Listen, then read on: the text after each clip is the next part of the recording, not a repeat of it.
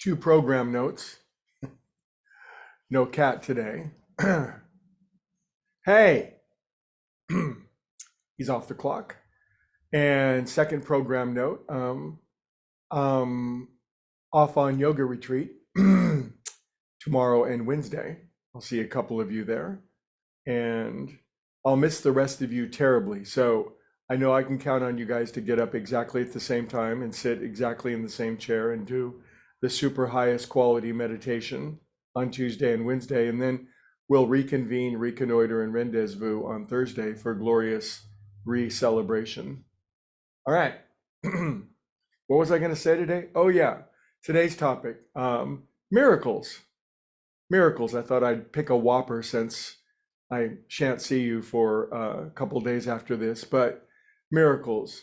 Thank God the scientific revolution came along 2, 3, 400 years ago, somewhere in that range. But science came along to finally, once and for all, sanitize the mind of super silly, superstitious mankind of the notion of miracles, Red Seas parting, walking on water, bringing people back from the dead, that kind of stuff. And man, we had to get over that kind of stuff if we were ever to make any real progress in critical thinking and rational thought and the ability to tame this world of ours and learn the true nature of reality. And because of that, it's the minds of men changed. For thousands of years, humans had this sense of the possibility of the miracles of things. And now in our modern age, miracles are explained away, except for one pesky one by science, and that is the universe itself. There's about 100 years ago, they came up with the Big Bang Theory, and it was like, a lot of scientists didn't like it so much because what it meant is that there was, I'm going to use a technical term, there was 13.7 years ago, there was a poof. There were you can't even say what there was before, but poof went the universe and out squirted out tons of energy and light and space and time and stuff, none of which existed before. You can't point to a time before the Big Bang because it's really an illogical statement. There was no time and space, no matter and energy.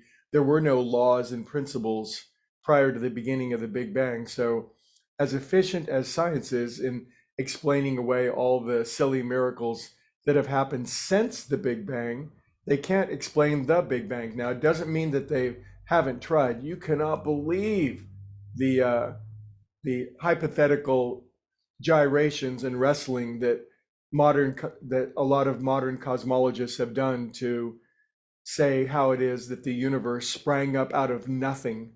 And it's really, they've struggled a lot. The multiverse theory, there's an infinite number of universes. We just happen to live in the one that would support consciousness. Of course, that theory can never be proven because we can't get over to the other universes. Anyway, I digress. The point is something happened a long time ago and the universe popped up out of nothing. And if that's not a miracle, then actually nothing is. And no less scientist than perhaps the greatest, or at least the most renowned in human history, Albert Einstein, at least to date, he very clearly said there are only two ways to live your life. One is as though nothing is a miracle, and the other is as though everything is a miracle. And when you think about the genius of that statement, it's like when Jesus was cruising around, he used to chide his disciples that without signs and wonders, they wouldn't believe, as well as the people. And it was almost like for Jesus to get people's attention, it's like, got to walk on some water, you got to turn a couple loaves of bread and feed 5,000, you got to raise a couple dead people, et cetera, et cetera. And I'm not making fun of that. I don't want to be struck by a lightning bolt, but it was like God couldn't get people's attention